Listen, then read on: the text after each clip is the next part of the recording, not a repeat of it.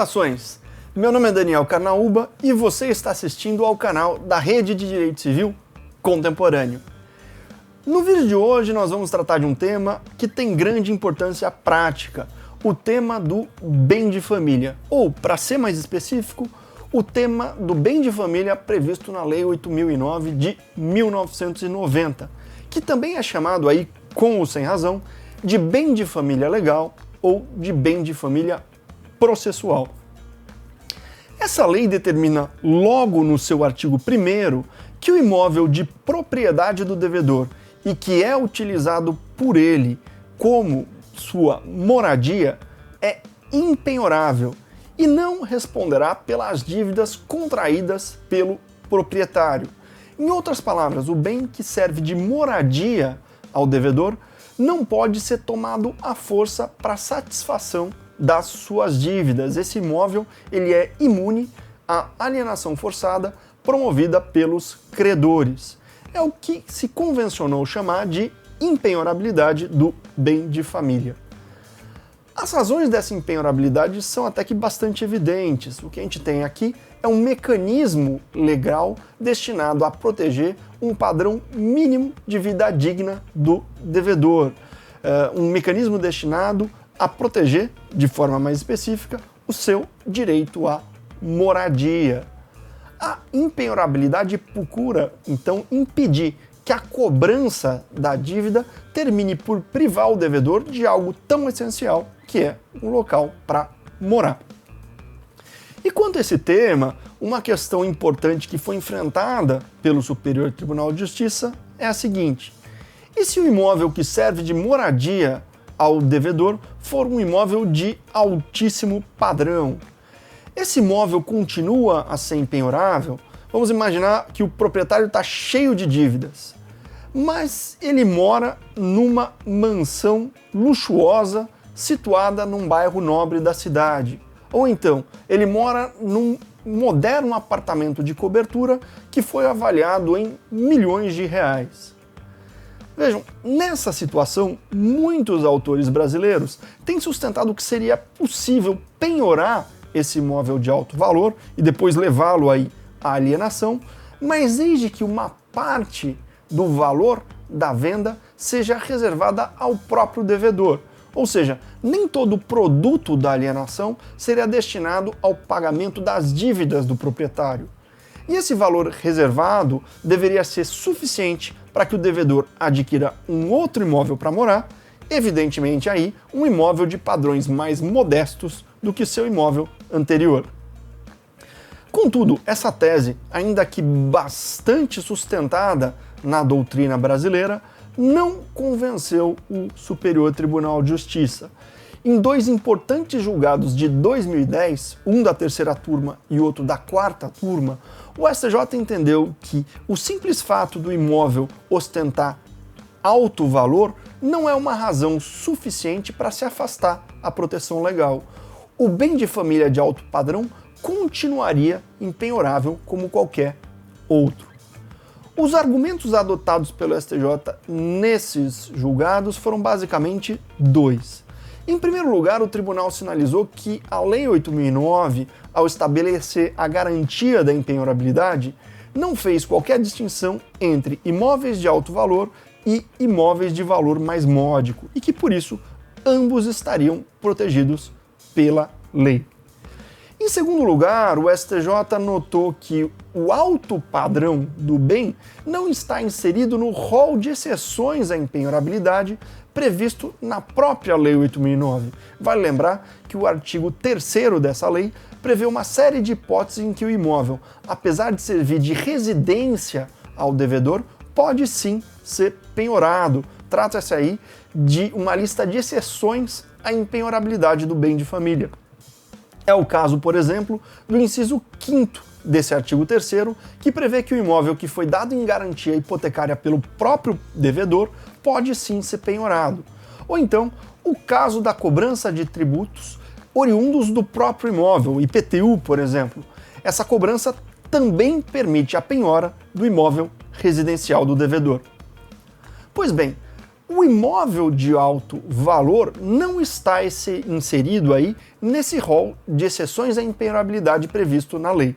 Daí porque, conclui o STJ, o imóvel de alto padrão gozaria da proteção legal normalmente, afinal de contas, as exceções legais devem ser interpretadas de forma restritiva. Não cabe ao intérprete estender as exceções previstas pelo próprio legislador. Essas duas decisões são de 2010 e podem até parecer um pouco antigas, mas o STJ, em diversos acórdãos posteriores, reiterou seu entendimento da impenhorabilidade do imóvel de alto padrão. Em 2016, o ministro Luiz Felipe Salomão tentou rever esse entendimento. Aliás, o ministro Felipe Salomão que tinha sido o relator de um dos julgados de 2010. E o ministro, em 2016, tentou admitir a penhora de um bem de família de alto valor. Mas o voto do ministro foi vencido pela maioria da turma, que optou por manter a posição já consolidada no STJ. Pois bem, como é que podemos analisar esse entendimento do STJ? A primeira coisa é que ele se insere numa tendência muito presente naquele tribunal de conceder uma interpretação ampla à proteção do bem de família, de estender os casos de impenhorabilidade do imóvel residencial. Isso é bastante visível, por exemplo, na súmula 486 do STJ, que estabelece que o imóvel do devedor que foi locado por ele a terceiros, ou seja, um imóvel que não está servindo de moradia ao devedor, nem por isso perde a proteção legal. O imóvel locado continua a ser impenhorável. Podemos também citar a súmula 364 do STJ, que determina que a pessoa solteira, viúva ou divorciada também goza da proteção do bem de família. Essa tendência ampliativa do STJ é bastante compreensível. Nós estamos tratando aqui de um direito social fundamental, enfim, de um direito à moradia.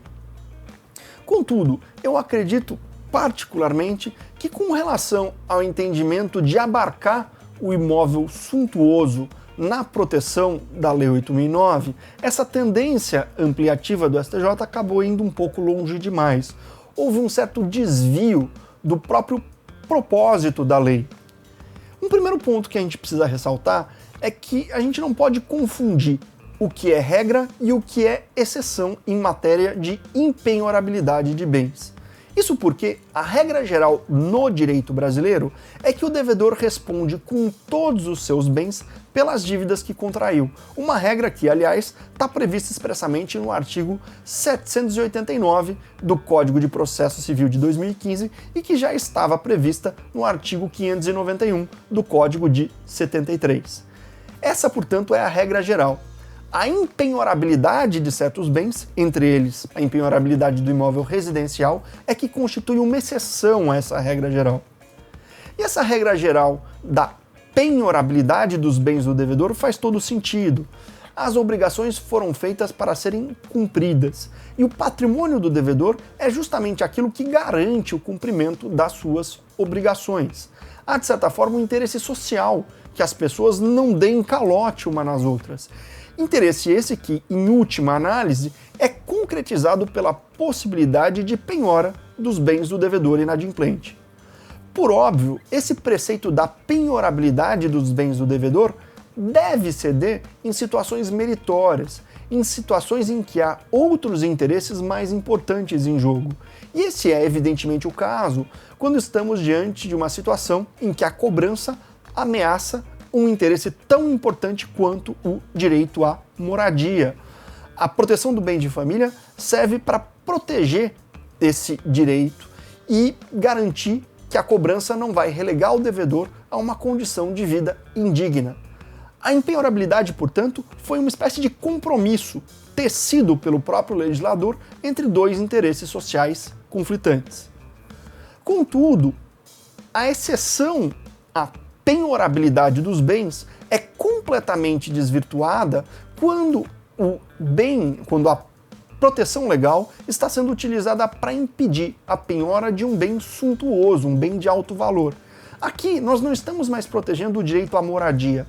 Essa regra está sendo utilizada para preservar a fortuna do devedor, está sendo utilizada para proteger o indivíduo que tem um patrimônio razoável, que tem dívidas, mas que prefere não pagar para manter o seu padrão de vida elevado. E vejam, não é razoável que o credor arque com a vida luxuosa do devedor. O compromisso tecido pelo legislador perde aqui toda a sua razão de ser. Então, a gente pode até reconhecer que, na prática, o que nós temos é uma verdadeira lacuna da Lei 8.009, o que autorizaria o seu preenchimento pelo intérprete. Isso porque, vejam, a própria sistemática da lei indica que ela foi estruturada para não permitir esse tipo de abuso, para não permitir que a proteção legal seja utilizada para blindar o patrimônio de alguém que tem recurso. Isso fica muito claro, por exemplo, no parágrafo único do artigo 5º da Lei 8.009, que determina que, quando o devedor tiver mais de um imóvel que lhe serve de moradia, a impenhorabilidade vai cair apenas sobre um deles e será o de menor valor. Ou então, no artigo 4º da lei, que priva de proteção o devedor que, sabendo-se insolvente, adquire um imóvel de maior valor com o único objetivo de impedir a penhora dos seus bens. Ou ainda, de maneira mais clara, no artigo 2º da lei, que estabelece que a impenhorabilidade não abrange os móveis de alto valor pertencentes aos devedor, tais como veículos, obras de arte e adornos suntuosos. E aqui nós temos uma evidente contradição. Os móveis suntuosos do devedor são penhoráveis, mas os imóveis suntuosos não são. Em resumo, se a jurisprudência admitisse a penhora dos imóveis de alto padrão, obviamente aí preservando um valor para que o devedor possa adquirir uma moradia digna, ela não estaria desrespeitando a lei. Pelo contrário, os magistrados estariam aí concretizando os propósitos dessa norma e concedendo a ela uma interpretação mais coerente e que preservaria sua integridade sistemática. Se você gostou desse vídeo, lembre-se de deixar o seu like e de subscrever o nosso canal.